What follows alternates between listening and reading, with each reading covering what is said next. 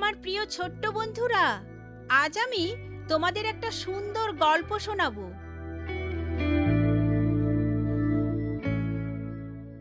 যোসেফকে বিক্রি করে দিল। তিনি আর্তনাদ করছেন আর তারা পরিহাস করছে। উত্তর ইসরায়েল বাড়ি থেকে অনেক দূরে 10 ভাই তাদের পিতার মেজপাল চড়াচ্ছিলেন। ছোট ভাইয়ের উপর হিংসা তাদের অস্থির করে তুলছে।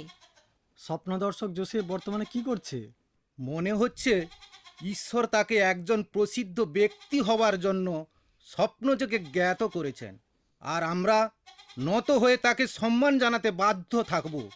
হাসি পায়, সবচেয়ে তামাশার ঘটনা আজ শুনতে হলো। আমার চিত্ত এখন পর্যন্ত হিংসায় জ্বলে যাচ্ছে। পিতা সেই সুন্দর পোশাকটা তাকে দিয়ে দিলেন। ওই বিষয় নিয়ে আর কথা বলো না।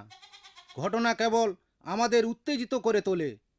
পালের জন্য তরতাজা ঘাস অনেক গুরুত্বপূর্ণ। বাড়িতে পিতা তার সন্তানদের নিয়ে চিন্তা করছেন। জোসেফ, তোমার ভাইদের নিয়ে আমার চিন্তা হচ্ছে। আসলে তারা সুস্থ সবল আছে কিনা? হয়তো বুনো জানোয়ার মেষের ওপর আক্রমণ করছে।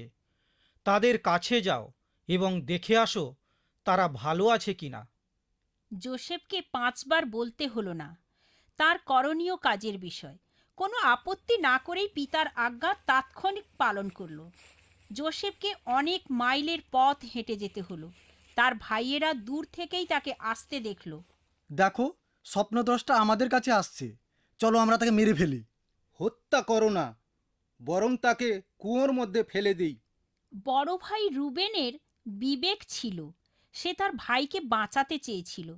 জোসেফ নিকটে এগিয়ে আসছে, সে কিছুই জানতে পারেনি তাদের ধ্বংসাত্মক ও মারাত্মক কুটচালের বিষয়ে।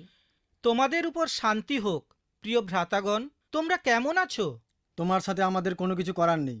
এই মুহূর্তে জামাটা আমাকে দিয়ে দাও, তারপর আমরা তোমাকে দেখাবো কূপের তলদেশ থেকে দেখতে কেমন লাগে। না, তা হবে না। আমাকে যেতে দাও। আমি কোন অপরাধ করেছি যার জন্য তোমরা এমন আচরণ করছো?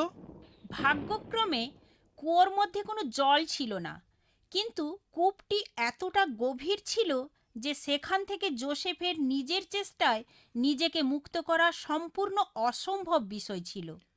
আমাকে বাঁচাও, বাঁচাও! এখান থেকে আমাকে উদ্ধার করো, আমাকে সাহায্য করো। আমি বাহির হতে চাই। তোমরা কি আমার আর্তনাদ শুনতে পাচ্ছ? আমাকে সাহায্য করো। তার ভাইয়েরা ছায়ায় বসে কিছু খাচ্ছিল আর কপট হাসি হাসছিল। সে পথে উটের যাত্রী এসে হাজির হলো। তারা ছিল বণিক এবং তাদের বিক্রয়যোগ্য মালামাল মিশরে নিয়ে যাচ্ছিল। আমার মাথায় একটা পরিকল্পনা জেগেছে। জোসেফকে আমরা বিক্রি করে দিই। চমৎকার বুদ্ধি জিহুদা।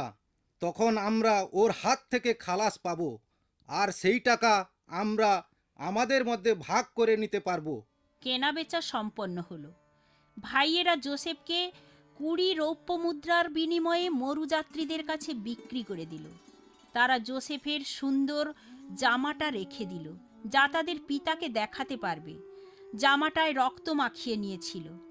পিতা, আমরা এই জামাটা পেলাম। এটা জোসেফের জামা নয় কি? অবশ্যই।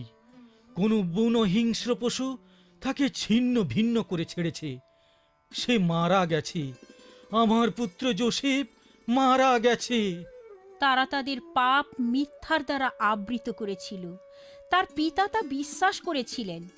তাদের হৃদয় থেকে শুধু মন্দ চিন্তাই বাহির হতো, কিন্তু ঈশ্বর উক্ত মন্দ চিন্তার ফল জোসেফের জন্য কল্যাণবাহী করে তুলল। আমি কৌতূহলী এই ভেবে যে নাটকের এই বিষয়টি কোথায় নিয়ে পৌঁছাবে। তোমরাও কি কৌতূহলী? বাই বাই ছোট্ট বন্ধুরা, আমি অতসী। তোমাদের প্রশ্নের উত্তর পেতে চিঠি লেখো। All India Masih Jamaat, post box number 6079, west Patelnagar, new Delhi 110008, India.